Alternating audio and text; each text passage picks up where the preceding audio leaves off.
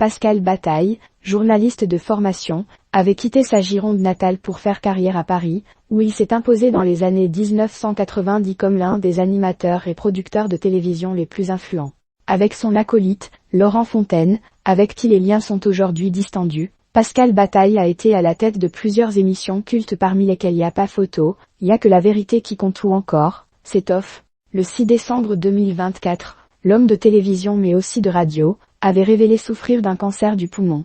Après avoir suspecté un Covid long, c'est seulement après 9 mois d'errance médicale que le diagnostic a été posé.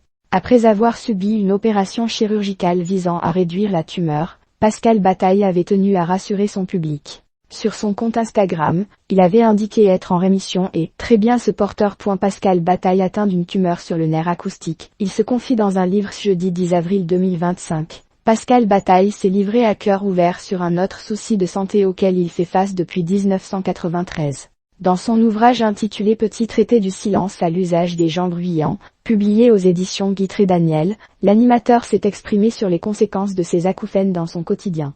Dans une interview accordée à Gala, il a même révélé qu'un scanner avait détecté une tumeur sur son nerf acoustique. Résultat, Pascal Bataille ne connaît plus le silence et doit vivre avec des sifflements persistants. Cette épreuve a été très compliquée à gérer, du moins au début.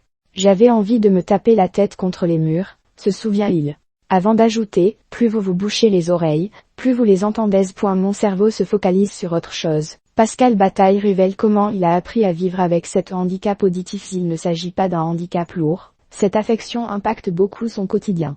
Véritable parasite auditif, Pascal Bataille parvient à les oublier, de temps en temps, grâce à son environnement. Mon cerveau se focalise sur autre chose comme une conversation que j'ai avec quelqu'un, sur une lecture ou sur une série. Il y a quand même des moments où ils sont prédominants comme lorsque je vais me coucher. S'ils reviennent dans le silence de la chambre, ils se font oublier petit à petit, explique-t-il. Quant à ses apparitions télévisées, Pascal Bataille a une astuce imparable. Si vous avez bien remarqué, Pascal se place toujours à la gauche de son compère Laurent, et ce, pour une raison bien précise. Il confie, je mets souvent l'oreillette dans l'oreille gauche en réglant le volume à fond. Cela me permet d'entendre ce que me dit la régie. Et de l'autre oreille droite, j'écoute ce que me disent les témoins et Laurent.